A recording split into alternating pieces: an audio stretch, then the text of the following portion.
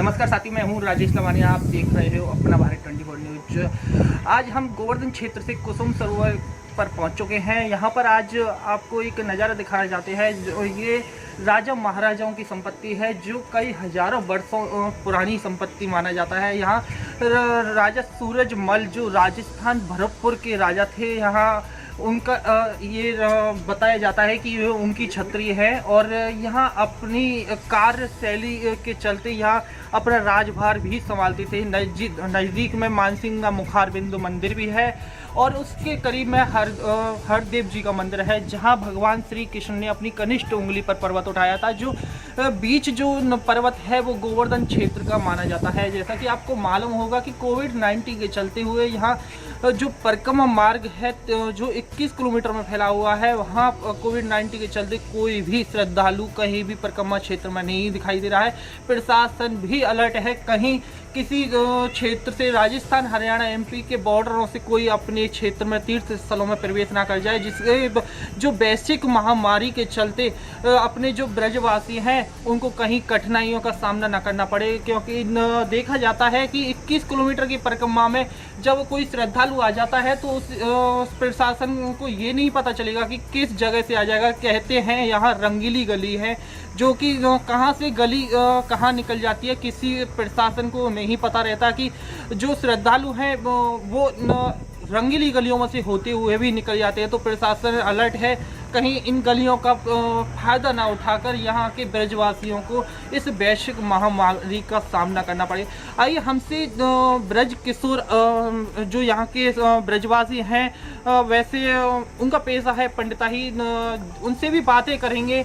जो आज मुड़िया पूर्णिमा मेला है क्यों बनाया नहीं गया, आज ये जो कई सालों पुरानी जो वर्ष की परंपरा चली आ रही है, किस वजह से आज उस पर रोक लगा दी गई। आज इतिहास में पहली बार जो सुनहरे पन्नों पर ये नज़र आएगा कि जो कोविड-19 के चलते जो विश्व विख्यात जो बीमारी है, जिसमें आज सुनहरे पन्नों पे जो साफ साफ मोटे अक्षरों में दिखाई देगा कि कोविड-19 के चलते कई वर्षों पुरानी परंपरा को आज रोक लगा दी गई, जिसके चलते आज जो लाखों करोड़ों की पब्लिक यहाँ परिक्रमा लगानी आती थी उस पर भी रोक लगा दी गई है। ब्रज क्षेत्र है जो यहाँ जिसके गुरु नहीं होता है, वो जिन्होंने गुरु दक्षिणा नहीं ली है, वो आज के दिन ही गुरु अपने जो कहते हैं कलयुग के प्रथम देवता गिरिराज जी हैं, तो उन्होंने भगवान श्री कृष्ण को जो इष्ट है उनका ही स्वरूप गिरिराज पर्वत है, उनको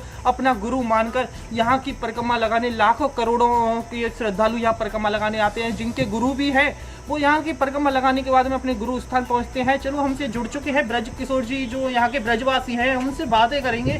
जो आज कोविड-19 के चलते जो यहाँ जो बीमारी के चलते यहाँ श्रद्धालु जो नहीं आ रहे हैं, क्या कारण है यहाँ ना आने का, और ये जो गुरु पड़वा है मुड़िया मेला क्यों मनाया जाता है। वैसे तो इसका एक वर्णन है कि राजा सूरजमल के टाइम से चला आ रहा है कि जो गौड़ संप्रदाय के लोग हैं वो अपने सिर को जो मंडन कराकर वो यहाँ पर कीर्तन भजन करते हैं, तो इसे मुड़िया पूर्णिमा के नाम से, जैसे बोलते हैं ना, जब बच्चों का जब मुड़ना होता है तो उसे मुड़िया का नाम दे दिया गया। चलो उनसे भी बातें करेंगे कि क्या वर्णन इसी तरीके के है या अपने ब्रज भाषा में वो अपने बताएंगे।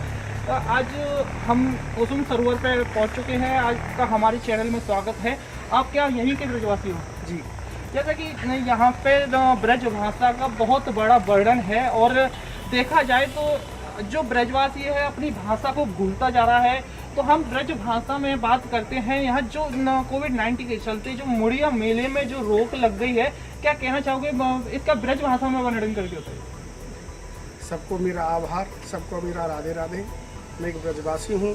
ब्रजवासी के स्तर से आज जो गुरु पूर्णिमा या आषाढ़ी पूर्णिमा या व्यास पूर्णिमा या दूसरा कहेंगे, लास्ट में कहेंगे कि मुड़िया पूर्णिमा, जो मुड़िया पूर्णिमा के विषय में उन्होंने बोला है, बहुत सुंदर बोला है कि यहाँ पर राजा सूरजमल जी भय, उन्होंने बहुत गिरिराज जी के अनन्य भक्त थे, बहुत गिरिराज जी की भक्ति करते थे, बहुत भक्ति करते थे। वो प्रारंभता में उस समय में यहाँ के जो गौड़ीय संप्रदाय के जो महात्मा है, बंगाली लोग हैं, बंगाली महात्मा हैं, उनको एकत्र करके गिरिराज जी की परिक्रमा लगवाया करते थे। तो सबके मुड़वा करके सिर का मुंडन करवा करके वो सबको एक साथ एकत्र करके वाद्य यंत्रों के द्वारा गिरिराज जी की सप्तकोशी जो परिक्रमा है, 7 कोश की परिक्रमा है यहाँ, उसको लगावे। या के कारण आगे आगे कीर्तन ध्वनि, पीछे पीछे राजा चले करे और कीर्तन करते सुमधुर धुन में कीर्तन करते करते परिक्रमा गिरिराज जी की भक्ति करते थे। और करने के बाद में अंत में फिर भंडारा, राजा भंडारा करते थे। करने के बाद में उनको दक्षिणा इत्यादि दिया करते थे। मुड़िया पूर्णों का जो विशिष्ट जो मेला है, करीब 450 वर्ष के आसपास से ये प्रचलन में आया है। गौड़ संप्रदाय में बड़े बड़े महात्मा हुए हैं, उनको इस समय में बोले तो शरीर उन्होंने छोड़ा, ठाकुर जी के चरणों में उन्होंने प्राप्ति की। कुछ समय से भी गौड़ी संप्रदाय में इसका विशिष्ट महत्व है। लेकिन हमारे जो राजा भरतपुर स्टेट बोले तो भरतपुर जिले के अंतर्गत राजा सूरजमल जी हुए, उन्होंने इसका प्रचलन आगामी हम जैसे लोगों के लिए उत्तरोत्तर प्रगति पे इन्होंने पहुंचाया है। उन्होंने इसका प्रचलन अधिक मात्रा में किया है। बाकी प्राचीनतम समय से तो गौड़ी संप्रदाय में करते रहे।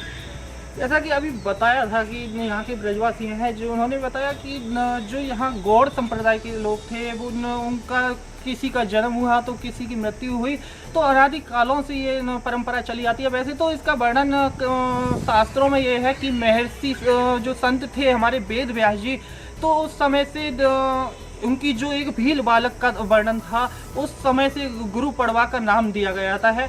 तो इसके चलते यहाँ गोवर्धन क्षेत्र में जब ये गौड़ संप्रदाय की जो ये मेला चला आया है, इसे राजकीय मेला भी घोषित कर दिया गया है।